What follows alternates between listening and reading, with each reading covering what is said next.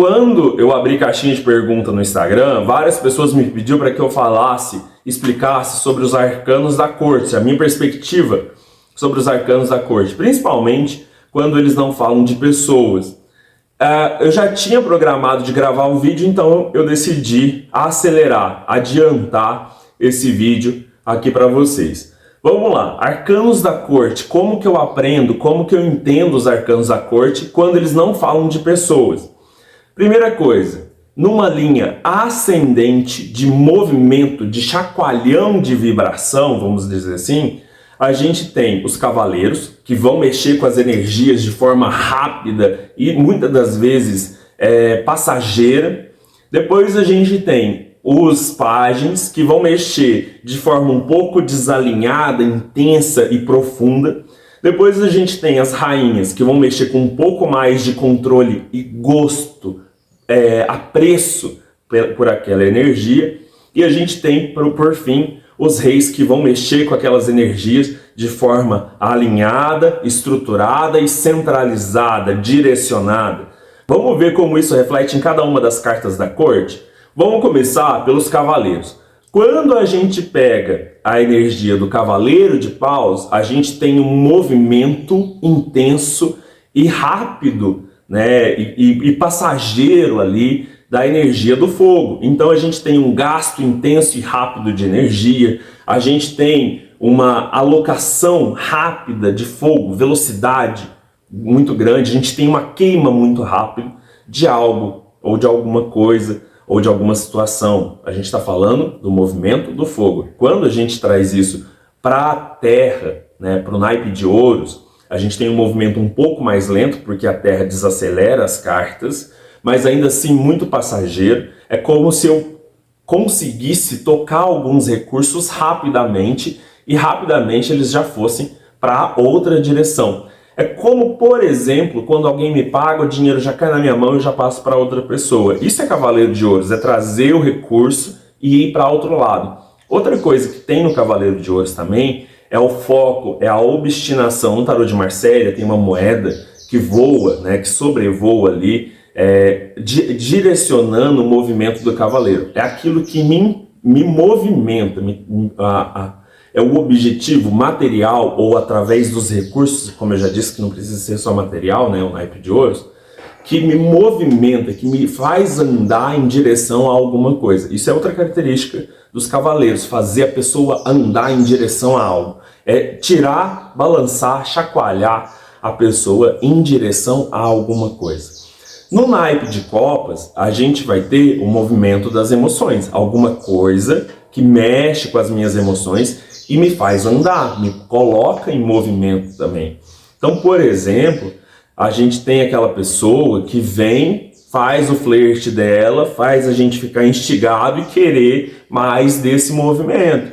Isso tem a ver com o cavaleiro de copas. Depois a gente tem o cavaleiro de espadas.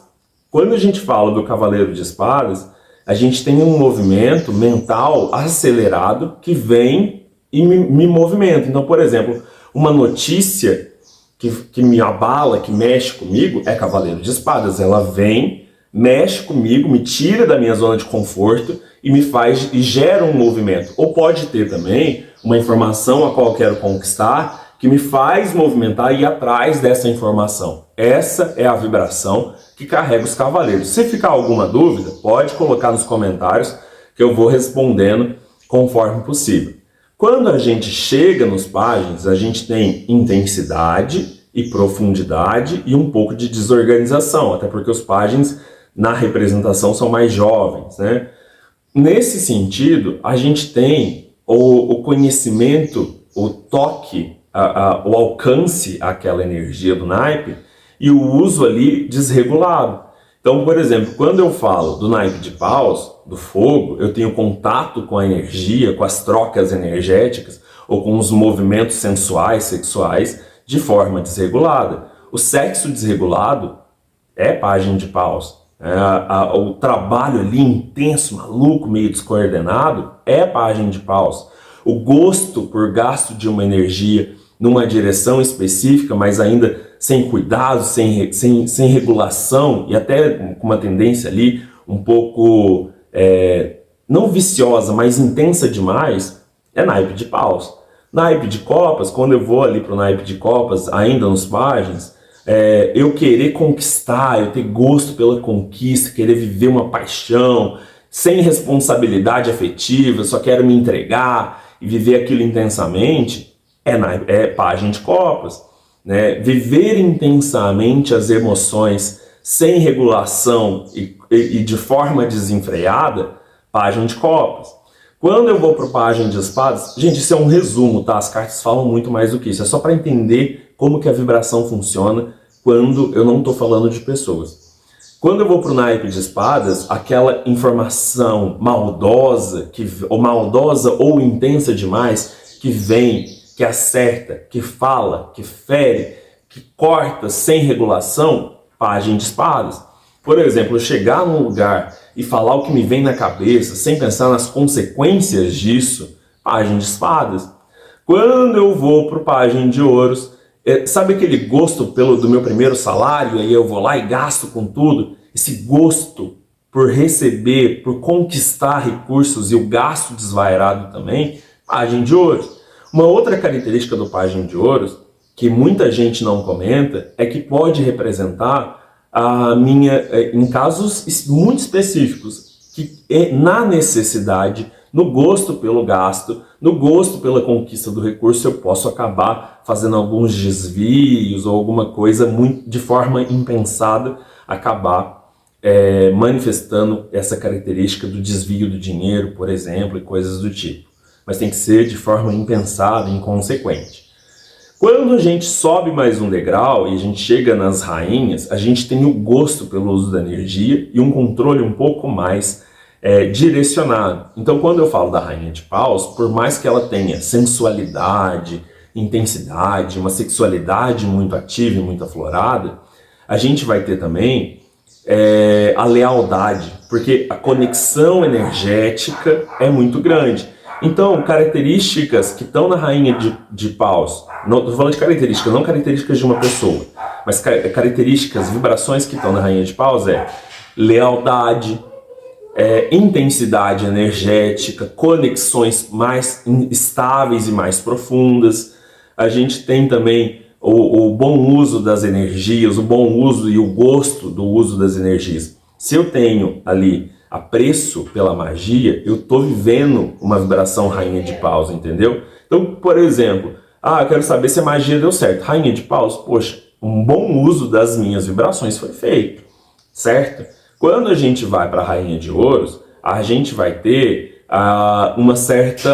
um certo apreço e um certo gosto pelo uso dos bens e pela conquista dos bens materiais. Compra e venda, rainha de ouros. Pode ser outros arcanos? Pode, tem outros arcanos que representam, mas agora focando na boa compra, na boa venda, no bom comércio, rainha de ouros. Boas trocas materiais, boas trocas de recursos, rainha de ouros. É o gosto e o bom uso daquela energia. Ainda nessa ideia de gosto e bom uso, a gente vai ter o gosto e o bom uso da energia das emoções. É eu gostar da conquista, é eu gostar de amar, é eu gostar de colocar emoção naquilo que eu faço e colocar de fato, tá? Eu tenho o gosto ali e o apreço pelo uso das emoções, pelo bom uso das vibrações emocionais. Outra coisa que é a rainha de copas, por exemplo, é o carinho. Ser carinhoso é um bom uso das emoções, tá? Ser cuidadoso, viver uma emoção, viver uma paixão, né, de forma um pouco mais regulada, mas gostar ainda intensamente disso, rainha de copas.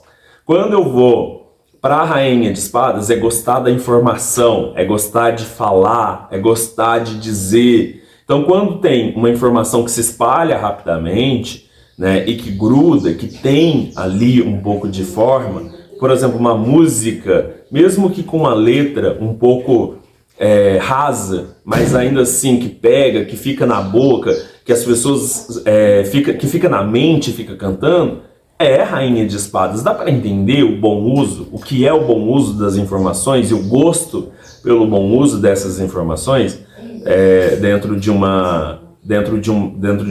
jogo, sem ser a pessoa de fato, mas o movimento energético, dá para perceber isso? Consegue ficar claro? E por fim, comparando agora com as rainhas, a gente tem os reis, para terminar.